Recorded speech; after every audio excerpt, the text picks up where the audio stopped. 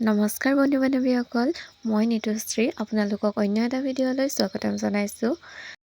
আজি মই এটা জেগাত গৈ আছোঁ আৰু ক'ত গৈ আছোঁ চাই থাকক। এয়া পল্টন বজাৰ পাৰ হৈ আহিলোঁ আৰু এতিয়া পালোঁহি HM ৰিজৰ্ট। মই HM ৰিজৰ্টতো সোমোৱা নাই, চিধা আহি গৈছোঁ আৰু এইফালে আছে নদী আৰু চাই থাকক আপোনালোকে। হেল্ল' গাইজ, মই গৈ আছোঁ বাৰ্থডে পাৰ্টি ছাৰপ্ৰাইজ দিবৰ কাৰণে মোৰ লগৰ এজন। এতিয়া মই মেইন জেগাত আহি পাই গ'লোহি। এয়া চাওক চাৰিওফালে কি সুন্দৰ পৰিৱেশ আৰু এনেকুৱা সুন্দৰ পৰিৱেশ মোৰ বহুত ভাল লাগে। এইখন হৈছে টি ভাও। এই টি ভাওখনত থকা আৰু খোৱা দুটাৰো ব্যৱস্থা আছে আৰু আপোনালোকে ভাবি চাওক, ইমেজিন কৰক যে পানীৰ মাজত, নদীৰ মাজত থাকি কিমান ভাল লাগিব আৰু ইয়াত বহুত ধুনীয়া বতাহ মাৰি আছে। মোৰ এনেকুৱা পৰিৱেশ বহুত ভাল লাগে।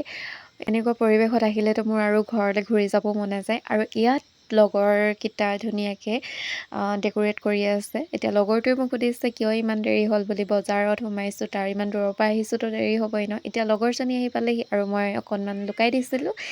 এয়া লগৰজনী পালেহি, দেখি কিনি মোক আচৰিত হৈ গৈছে আৰু তাই মোক দেখি কিনি কৈছে যে মই আহিম বুলি ভবা নাছিলে আৰু ৰাতি তাই লগৰ কেইজনীক কৈ কান্দি আছিল বোলে, নিতু মোক এতিয়ালৈকে বাৰ্থডে উইচ কৰা নাই, কেতিয়া কৰিব এই বুলি তাই মোবাইলটোকে চাই আছিলোঁ বুলি কৈছে আৰু তাই বেচেৰি কান্দি গৈছেগৈ আৰু তাইক দেখি লগতে মোৰো চকু পানী ওলাই গ'ল আৰু আমাৰ দুজনীক দেখি আমাৰ লগৰ দুজনীৰো চকু পানী ওলাই গ'ল। এয়া সুখৰে চকু পানী আৰু মই নিজেই তাইৰ ওচৰত আহি বাৰ্থডে উইচ কৰিম বুলি মই তাইক ৰাতিপুৱাৰ পৰা মই তাইক বাৰ্থডে উইচো কৰা নাছিলোঁ। সেয়ে তাইৰ মনত বহুত তাইৰ মনটো বহুত বেয়া লাগি আছে বুলি গম পাওঁ। আৰু এতিয়া কেক কটা হৈ গ'ল। গোপনে ৰাখিলা কত কাহিনী মৰমৰ অনুৰাধা কৰি যা সাঁচিলা তাৰে স্মৃতি মৰমৰ অনুৰাধা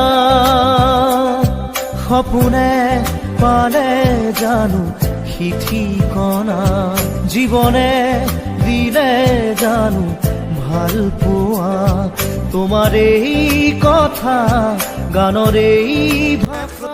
গাইজ अभी रोना धोना बहुत हो गया আৰু এতিয়া আমি লগৰ যিমান আছিলোঁ একেলগতে বহি ল'লোঁ আৰু বহি লৈ তাই এতিয়া আমি যি আনিছিলোঁ সেয়া খুলি চাইছে।